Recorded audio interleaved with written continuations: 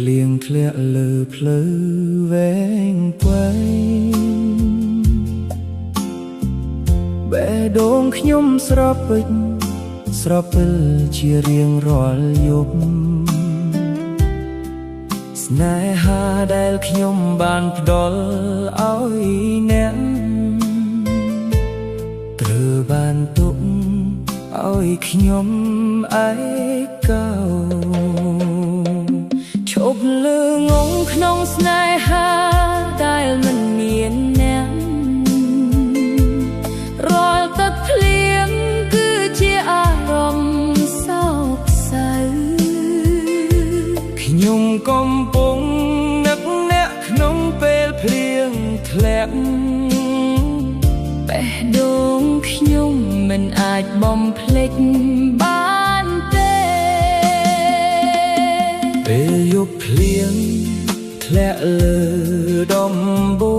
លសំឡេងស្រទន់ដោយសូររួអ្នកហៅប៉ុន្តែវា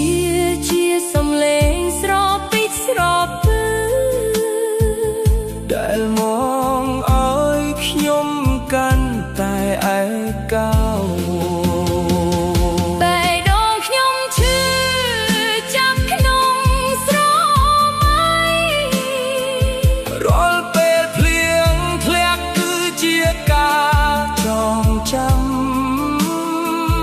សង្ឃឹម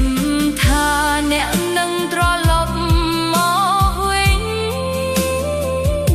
បំបត្តិភាពឯកោក្នុងចិត្តខ្ញុំឈប់ងងក្នុងស្នេហាដែលមិនមានអ្នករាល់ទឹកភ្លៀងគឺជាអារម្មណ៍សោកសៅ